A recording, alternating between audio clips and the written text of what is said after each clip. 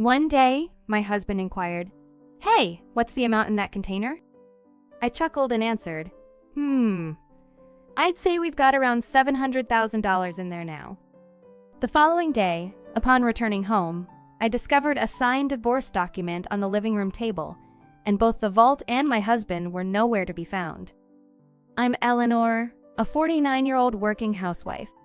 Despite this unexpected turn of events, I persevere in putting in dedicated effort at my job. Well, I really enjoy saving money. Back in my childhood, my mom set up a savings account for me. She told me that putting money in the bank would make the numbers in my passbook go up. I started with just $5, and it was so much fun to see it grow. Every year, my savings grew a bit more with a few extra cents in interest. It was like a pleasant little surprise for my younger self. Attracted to the world of money and its intricacies, I chose to become a financial planner, sharing guidance on managing assets. One day, a university buddy told me about a childhood pal facing severe challenges because of gambling, struggling to make a living. I opted to meet with both him and my friend. Despite his attractive exterior and a cheerful smile, my old friend was caught in the web of gambling troubles and financial hardships. I believed Eleanor could offer valuable guidance to him. While hearing Owen's tale, he confessed his passion for gambling, just like his folks. To make matters worse, he had shouldered his parents' financial burden. Naturally, he appeared quite concerned, and I found his troubled expression charming. Since my friend had requested, I willingly agreed to assist him. Reflecting now, I may have had a slight crush on him, but I never anticipated it leading to a series of challenging events. Regardless, I suggested to Owen to consolidate his debts and lower his monthly payments for better life management. Soon after, Owen and I began dating. Despite my friend's opposition, claiming they didn't endorse being with him, we proceeded and eventually got married. My hope was that marriage would enable us to confront Owen's debt together.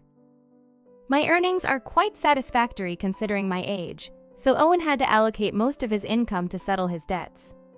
I advised him to sever connections with his parents to avoid the debt from growing. Additionally, I provided Owen with a monthly allowance of $700. When he chose to break ties, his mother shouted, "Ungrateful child. I regret ever having you."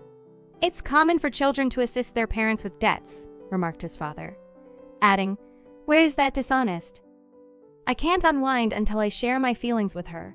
She doesn't fit in with our family," and my husband Owen, exhausted from handling my in-laws' financial problems, finally asserted himself. He told them, "That's it. I'm not your bank. I'm doing my best." He returned to me, relieved to be liberated from their constant reminders of debts. Before long, we welcomed our son, Jack, who resembles Owen, my source of pride and joy. However, Jack appeared to observe his father's lack of discipline and uncertainty. Owen's carefree nature persisted, and he continued borrowing money from unscrupulous lenders, dealing with loan sharks, and deceiving friends into lending him money for gambling. Despite the challenges, I managed to keep Owen in line over 25 years. Recently, we reduced Owen's debt to about $10,000, nearing full repayment. However, Owen received a call from his parents asking for help, as his father had collapsed. Owen left work early and messaged me, apologizing for breaking our promise and going to see his parents at the hospital. "I'm really sorry to hear about your dad's minor stroke. While he's not in immediate danger, it's important for him to take things easy and avoid overexertion. Both of my parents are feeling a bit down, and I want to support them. Would it be all right if I spend some time with them?" "Certainly, dear. Go and offer them comfort. Would you like me to join you?" "No need. It's fine if you're busy with work and they might not treat you well again." I gave Owen some extra money to help with his hospital visit since they couldn't afford the fees. Since then, Owen has been regularly visiting his parents, taking around $400 to $500 each time from me. It seems my in-laws are facing financial difficulties, and Owen is assisting them. It has added up to about $1,000 to $2,000 a month, but I've decided to overlook it for now. "I'm sorry to hear about your dad's minor stroke. While he's not in immediate danger, it's crucial for him to take it easy and avoid overexertion. My parents are feeling a bit down, and I want to support them. Can I spend some time with them? Absolutely, go and comfort them. Would you like me to join you? No, it's okay if you're busy with work, and they might not react well again. I provided Owen with extra money to cover his hospital visits because it seemed they couldn't afford the fees. Since then, Owen has been regularly visiting his parents, taking around $400 to $500 each time from me. It appears my in-laws are facing financial difficulties, and Owen is helping them. Although it has accumulated to about $1,000 to $2,000 a month, I've chosen to overlook it for the time being. I couldn't resist smiling when I found out Owen was eyeing the money in the vault and had plans to take it all. Even though he isn't very smart, the thought of him trying to carry the entire vault almost made me burst into laughter. At our house, we have a black cat named Aurora. To keep an eye on her cute behaviors, we set up a pet camera. Observing Aurora's playful moments brings me joy throughout my day. I frequently check the camera during lunch breaks, and every time I do, my cat looks absolutely adorable. One day, when I turned on the camera, I witnessed an unexpected scene in our living room on a regular weekday. My in-laws and my husband, Owen, were deeply engrossed in a surprising conversation. They admired our home, saying, "Living in such a nice house. Owen, with a good salary, makes your mother so proud." Owen replied, "Indeed, I am proud." His father joined in. "I earn a decent salary too, but Eleanor manages it all, so I only receive an allowance of $700 a month." Owen added, "Oh, poor thing. I've been working so hard, and your mother understands." They comforted him, expressing disbelief that she takes his entire salary, leaving him with only $700 a month. They unanimously agreed that it was unfair and that he deserves more. "Why are you blindly following Eleanor as if she's your boss? You could lead a much better life on your own," they continued. "Owen, you're our source of pride. You could have saved hundreds of thousands by now, but she's just taking advantage of you, poor thing," they said, causing my mother-in-law to sob. "Yeah, I've been contemplating the same thing." "You guys are right," Owen agreed. I couldn't help but wonder what he meant, considering he seemed to have completely overlooked the fact that I've been diligently working to pay off his debts. Furthermore, in the past, he was burdened with debts from his parents, having to give them cash every month, making it challenging for him to make ends meet. "You know, she has a bank book with tons of savings stashed away. It's not fair that I only get $700, Owen complained. The moment he said that, my in-laws' eyes lit up. They exchanged glances, eagerly awaiting his answer. Last I heard, I think it was around $600K or $700K, Owen said. "Owen, isn't that money rightfully yours?" they asked. "It might not match the effort you've put in, but isn't it money you should be receiving?" Owen nodded in agreement. "I'm beginning to believe the same," Owen admitted. Despite his attractive appearance, Owen struggles with making decisions and often lets others sway him easily. In the past, I found this indecisiveness charming and dedicated myself to him completely. We successfully brought down his debt from almost $200,000 to just $10,000. However, it seems his parents are influencing him once more, and they're on the verge of accessing my hard-earned savings. Witnessing this scene was truly heartbreaking. I sat at my desk in tears, clutching my phone. I had been setting aside money from his earnings to cover my living expenses, primarily to settle the debt. Additionally, I was giving him a personal allowance of $700 from my own funds. Despite explaining this to Owen, it appears he completely forgot the significance of the past 25 years. I felt deeply saddened and pitiful. My heart throbbed as if I were engulfed in my own tears. It's not that I sensed myself vanishing on the brink of shattering, but on the day I left work early due to illness, I made sure to document the conversation and sent the information to my son. Departing from work early that day, I headed to my regular bar and indulged in heavy drinking, pouring out my emotions to the bartender. In that state, the bartender comforted me with kindness. He nonchalantly remarked, "Why mourn for such a person? You've done nothing wrong. You don't have to live for them, live for yourself." In that instant, all my inebriation and love for my husband dissipated. Thank you, sir. Next time, we'll share a delightful dream, I expressed to the bartender before returning home. Entering my room, I thought about how I could get hold of the bank book hidden in that light bulb. I couldn't figure it out at first, but I had to come up with a plan. I was determined to prove myself they shouldn't underestimate me. I focused more than usual. The initial move was to gather evidence. After that, I checked the pet camera regularly, and the unpleasant truth started to emerge. My spouse was bringing a young woman home during the hours he claimed to be working. It appeared he was having an affair and bringing her over approximately twice a week. It was hard to believe I had to witness my spouse being unfaithful when all I wanted was to take care of her cat, Aurora.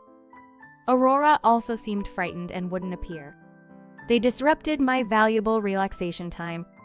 More than that, they betrayed my trust, something I cannot forgive. Someday, I will address this situation with serious consequences. Someday.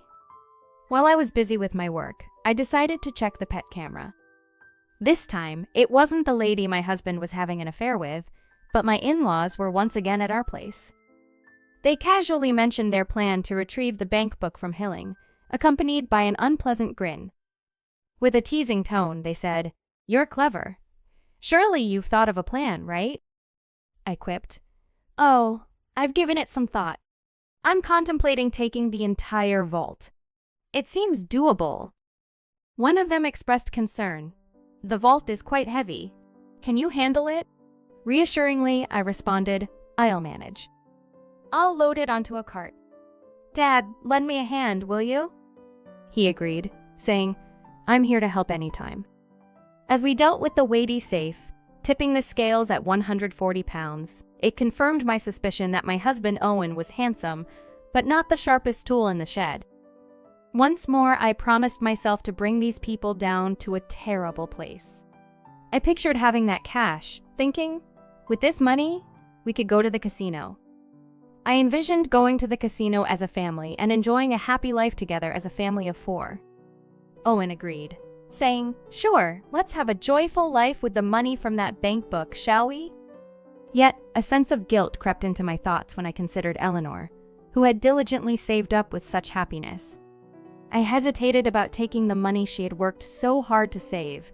"You shouldn't be so fragile while we're working on this for your happiness. Remember? I'll find joy and you've already discovered a new spouse, right? Quickly end your marriage with that woman. I need to get divorced for her well-being too. I'll leave the divorce papers here. Yes, we're waiting for the money from that bank account and the new spouse, so I'm going to get divorced." Well, that makes sense. I found myself oddly agreeing. But how desperate are these individuals for some cash? I was sipping coffee at my office desk, capturing the scene on my phone screen. I wasn't even bothered or sorrowful anymore. If they had such intentions, so did I. I was determined to show them a difficult time. I was motivated, and then the day finally arrived. "Hey, how much money is in the passbook?" The following day, when I arrived home, I noticed that passbook inside the safe. You always appear so delighted when you gaze at it. Currently, there's approximately $500,000 in there. The subsequent day upon my return, I found a signed divorce document in the living room, and both my husband and the vault were absent. A subtle smile adorned my face during breakfast. Swiftly, I took action. I promptly initiated the divorce process and immediately informed my son. "Jack, your father has indeed absconded with a vault. Hard to believe he managed to carry it. It's incredibly heavy. Mom, I think it's time to conclude things with Dad. By the way, did he take everything? The vault isn't useful anymore. I transferred all the money to an online account. The bank passbook serves no purpose now. The most crucial thing is missing. Should I inform the police? Perhaps the safe was the issue. It was extremely heavy. By the way, I've initiated divorce proceedings. Now I'm contemplating involving the police. What's your opinion? If you decide to involve the police, make sure to hire a lawyer as well." Oh, yes, a lawyer. I had hired a private investigator, but I overlooked getting a lawyer. Thanks for the reminder. I'm also severing ties with Jack. I reached out to a lawyer because Jack advised me to do so. The lawyer appeared irritated. I got in touch with a lawyer through my investigator and handed over the recording from my pet camera to both the police and the lawyer. I patiently waited. Eventually, my ex-husband called, sounding desperate. "The passbook is empty. What happened to the $500,000? You deceived me. Where is it? Tell me now or I'm going back to the house and leaving your cat, Aurora. You stole from me and now you're threatening me. From now on, communicate with my lawyer." I informed him that I would block his number. The incident was reported to the police, and I shared the recording with my lawyer. What a relief. This is exactly what I wanted to do. Karma can be tough. Soon after, the police called me with good news: they apprehended the thief. However, there was damage to the vault. He had forced it open, and the contents inside were destroyed by fire. My ex-husband and his parents discovered that the passbook balance was zero, and it turns out they intentionally set fire to the items in the vault. Despite it being his first offense, my ex-husband spent a few days in police custody. His parents were released with a stern warning. After his release, my ex-husband broke into his former residence. I told him to go away, blocked his number, reported the situation to the police, and shared the recording with my lawyer. What a relief. It's exactly what I wanted to do. Karma can be quite harsh. The police called shortly after, letting me know they apprehended the thief. However, the vault was damaged. It seems he forcefully opened it. The contents inside were burned. My former husband and his parents found out that the account balance was zero. Evidently, they set fire to the items inside the vault. Despite it being his first offense, my ex-husband spent a few days in police custody, while his parents were released with a stern warning. After he was set free, my ex-husband forcefully entered our old home, insisting on being let in. "Hey, open the door. I'm here." Quickly, I dialed the police, explaining the unsettling situation. Eventually, he apologized, insisting it was just a harmless prank.